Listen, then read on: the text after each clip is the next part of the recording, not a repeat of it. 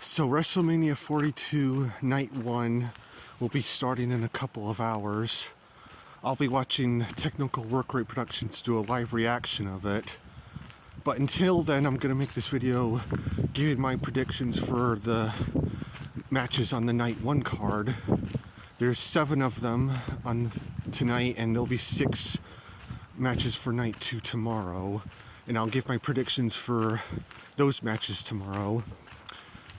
And so far we have is Division, Logan Paul and Austin Theory, who just recently won the tag team titles from the Usos, and I Show Speed versus LA Knight and the Usos in a 6-man tag team match. Kind of funny how last year Jey Uso fought Gunther for the World Heavyweight Championship, and now he's in a 6-man tag team match that doesn't have any real long-term consequences. How the mighty have fallen. I'm going to predict that Division and I Show Speed are going to win the match. As much as I like LA Knight, I do think like Division and I Show Speed need to win. Especially since Division have like 3 members that got injured in that stable. Like Bronson Reed is still out of action, and Braun Breaker is medically cleared, but I don't know if he might make an appearance. He could interfere in that match since he is medically cleared. Cost LA Knight and the Usos the match. I could see that happening. Also, we have 3 women's matches on this card. They're getting the women's matches out of the way. But we have AJ Lee defending the WWE Women's Intercontinental Championship against Becky Lynch. They've been feuding for a while because their husbands were feuding, which is kind of funny because now both their husbands are faces, but Becky Lynch is still a heel. I'm going to predict that AJ Lee's going to retain, and the feud's probably going to come to an end. AJ Lee might feud with Paige because Paige is actually re-signed with WWE, and they might rekindle their rivalry from 2014. I could see that happening. And then we get a fatal 4-way match for the women's tag team titles. The Irresistible Forces, which are Nia Jax and Lash Legend, defending against Bayley and Leah Valkyria, the Bella Twins, and Charlotte Flair and Alexa Bliss. I'm going to predict that Charlotte Flair and Alexa Bliss will probably win that match. They've hinted a little bit like, you know, friendship and betrayal between them because, well, so I don't remember, somebody who eliminated someone from the Royal Rumble. You know, that's just like Triple H booking, friendship and betrayal. It's all he knows how to do. But I think they probably will at least win the tag team titles before we get to that point. Then we have car going.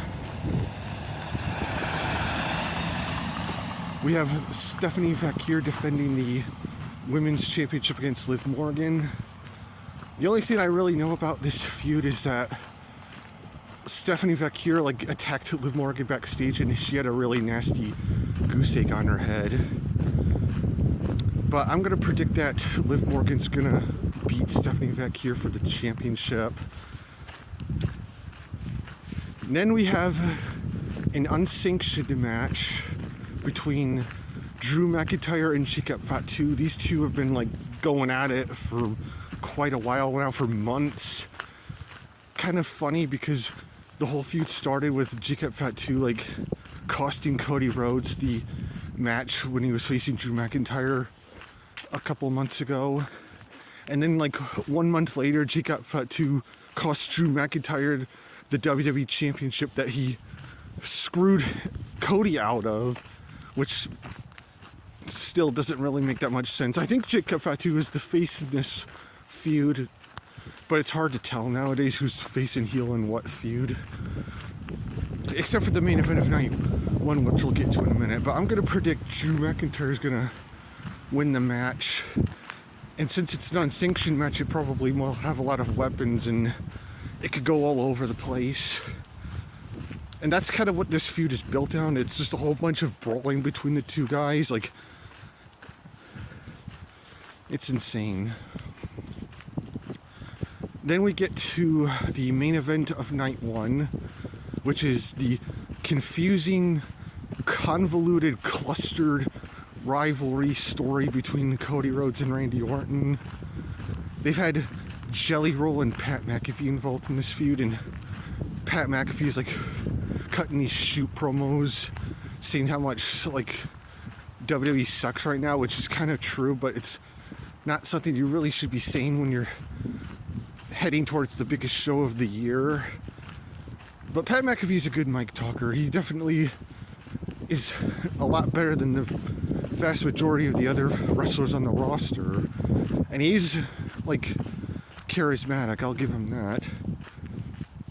And there's a stipulation where if Randy Orton doesn't win the championship from Cody Rhodes, then he'll leave WWE forever. I don't know if they're going to follow through with that if Cody Rhodes does retain the championship, because they did this stipulation before, way back in the Attitude Era, when Stone Cold Steve Austin and Undertaker feuded. I think it was at Fully Loaded, and the stipulation was that if Undertaker didn't beat Stone Cold Steve Austin, Vince McMahon would leave WWE forever. And obviously he didn't. He still was seen on WWE TV after that.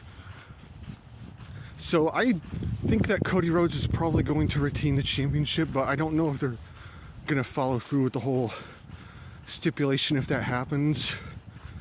And there is talks like at Backlash, which is the next pay-per-view, they probably will do a tag team match with Cody Rhodes and Jelly Roll. Jelly Rhodes, as I call them. And Randy Orton and Pat McAfee in a tag team match. Which honestly, it feels like that should just be on Raw and not on a pay-per-view. But we'll see how this feud goes. There were talks like of a double turn, because during this feud, even though Randy Orton turned heel on Cody Rhodes and even left him a bloody mess, the fans are still cheering for him, and they're booing Cody Rhodes. And they've been booing Cody Rhodes for a while now. Like, even that video where Cody Rhodes beat Drew McIntyre to regain the championship, it's one of the most disliked videos on YouTube. People are just sick and tired of like the bland, banal babyface Cody Rhodes. I guess it's probably either they love Drew McIntyre so much they didn't want him to lose, or they just really have caught on to the fact that Cody Rhodes is a very stale, unorganic babyface. But I'm going to predict Cody Rhodes is going to retain the championship. Not like I want him to. It would be awesome if Randy Orton did win his 15th world title. I hope they will, but I'm still going to predict Cody Rhodes is going to win. And yeah, so those are my predictions for night one. I'll give my predictions for night two tomorrow.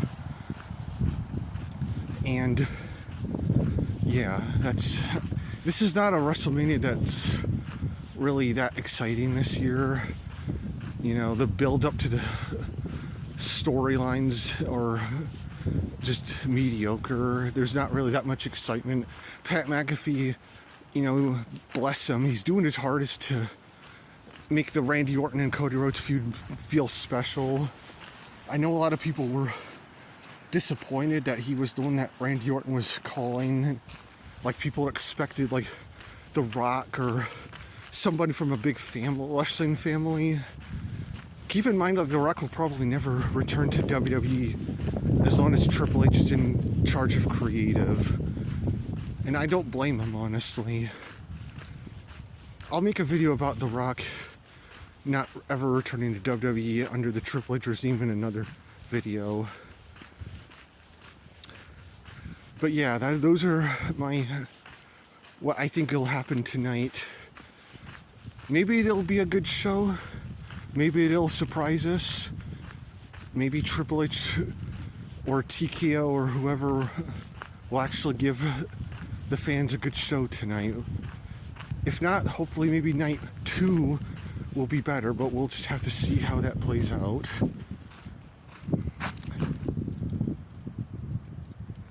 This is the trail that I sometimes walk on.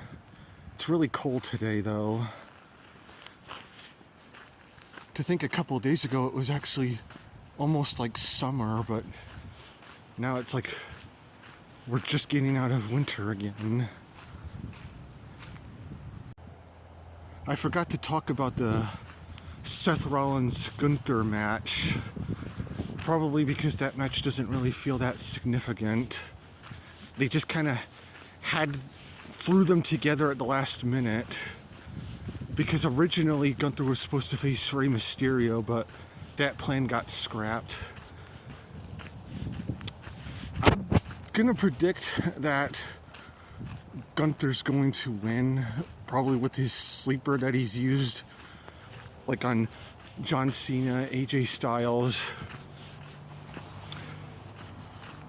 It is kind of hard to tell which one will go over, because both of these guys are Triple H's favorites to use.